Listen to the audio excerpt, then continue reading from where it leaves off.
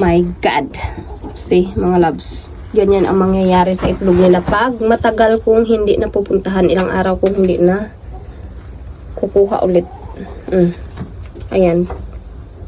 Tinutuka nila mga my loves kasi natuto na silang kumakain ng itlog.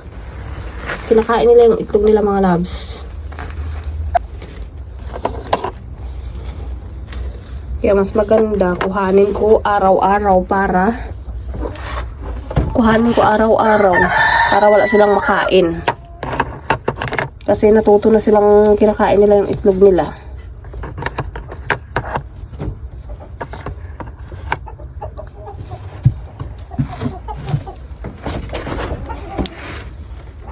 Kita mo 3 araw kung hindi napuntahan mga my loves. Ito lang yung itlog nila. Kasi kinakain nila. Kaya ganyan lang. Dati ang dami.